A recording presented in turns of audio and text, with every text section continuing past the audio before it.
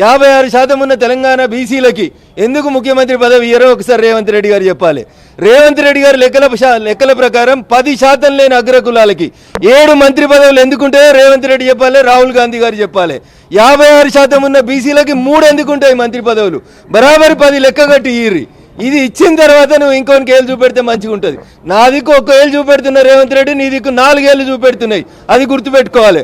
45 ఏళ్ళు ఆంధ్రప్రదేశ్ని పాలించింది కాంగ్రెస్ పార్టీ. ఒక్క బీసీని ముఖ్యమంత్రి చేస్తే 3 ఏళ్ళు ఉండనియలేదు పట్టుమని మా మెదక్ జిల్లాకి వెళ్ళి వచ్చినటువంటి ఒక బీసీ ముఖ్యమంత్రిని. 55 సంవత్సరాలు కాంగ్రెస్ ఈ దేశాన్ని పాలించింది. ఒక్క బీసీని ప్రధానమంత్రిని చేయలేదు. తాత తండ్రి మనవడు మీరు తప్ప, మీ ఇంట్లో తప్ప ఎవరిని 5 ఏళ్ళు మీరు ప్రధానమంత్రిని చేయనినటువంటి పార్టీ కాంగ్రెస్ పార్టీ. ఇలా బీసీల పేరిట మళ్ళొకసారి మోసానికి తెరలేపుతుంది. రాహుల్ గాంధీ గారు, మీరు పార్లమెంట్లో మాట్లాడింది నిజమే అయితే, మీకు భారత రాజ్యాంగం మీద విశ్వాసం ఉంది నిజమే అయితే, ఎవరు ఎంత ఉంటే వాళ్ళకి అంత ఇయ్యాలంటే ఏ అగ్రకులానికి చెందిన రఘునందన్ రావు డిమాండ్ చేస్తుండు. తెలంగాణలో ఇలా బీసీని ముఖ్యమంత్రిని చేయి, పిసిసి అధ్యక్షుని ముఖ్యమంత్రిని చేయి, రేవంత్ రెడ్డిని పిసిసి అధ్యక్షుని చేయి.